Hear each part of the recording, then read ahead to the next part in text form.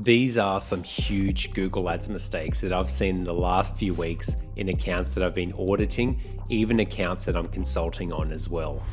Hi, I'm Michael Nadalin from Market Lead, and today's video is more an education and video on what to look out for or even audit in your Google Ads account today to ensure that you're not wasting money. So a few weeks ago, I posted something on LinkedIn that got a lot of traction, and it was basically saying your biggest competitor is not your competitor in the industry that you're in, it's actually Google Ads or Google. Now, the reason why that is because Google is filled with landmines to make you waste your money. So you think that you're just going out to market with ads and you're competing against all the competitors in your market.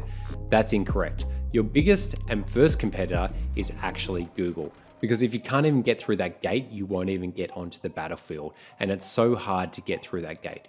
Google Ads settings, Google Ads recommendations are set up for you to fail because it's set up for you to spend a lot of money. So most of these issues are things I've seen in Google Ads accounts based on Google Ads actually giving you poor settings and poor recommendations. So let's go through them now. The first one that I saw was global ad setting. So this is pretty much allowing your ads to be seen anywhere across the world. This is a huge risk for any business. Now, this was actually for a business that their cost per click was over $40.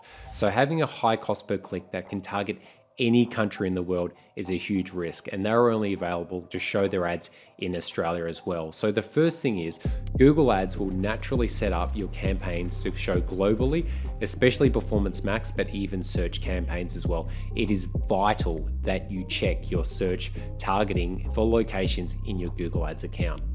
The second one is this quite standard, this is old school, but turn off display with search. So many campaigns automatically set up as search with display. You want to turn off that display factor. It rarely ever works to get you leads and it will spend money. It will push up your impressions for the campaign, which will actually push down your CTR, which just doesn't look good for your own reporting, and it won't get you any results. So make sure that you turn off search with display and only leave it on search. Whilst we're there as well, it'll be important to note that you may even want to turn off the search network partners as well, because most of the time with most businesses, they get very few or limited results from there with a higher cost per lead. Some businesses you can get lower cost per leads, but most of the time it is higher from what I've seen as well. The third one is product descriptions. Now, this is for e-commerce, but this is something I noticed in the last week. Product descriptions is such a powerful and keyword-rich way to get your products on e-commerce to deliver faster and better. So most people with their e-commerce just focus on price. Very few focus on their titles, which are so important. But third, very few ever focus on the description of the products. This way you can actually get your products to show more and more often. The reason why this is important is because Google Ads doesn't actually allow you to bid on certain keywords for your e-commerce products. It's only based on what Google think is relevant to the user's search. So if your product is a mattress and then people are looking for a mattress, you can't bid on mattress for your product ad. You can only make sure that your product has it in the name or the description so Google actually knows that's what it's relevant to.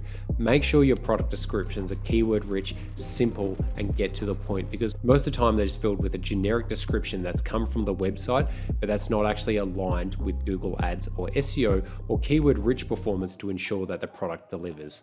The third one is no negative keyword lists. And this happened on another account that their cost per click was over $50 a click.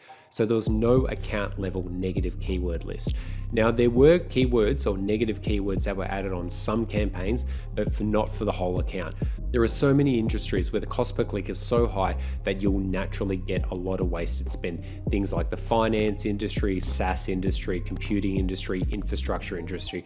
There's so many high cost per click keywords that will actually waste a lot of your money.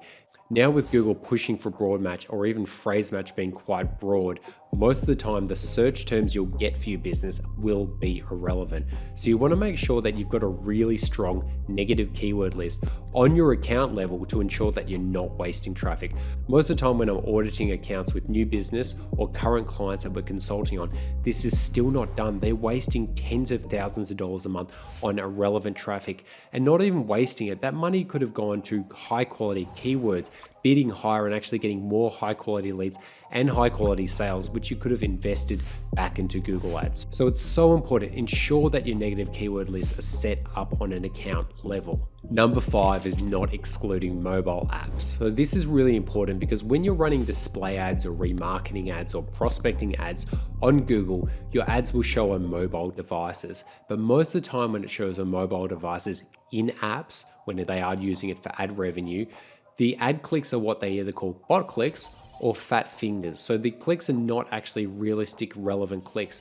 Every time I audit an account that has these turned on, being the mobile app placements on, they never get results. They waste hundreds of dollars a month.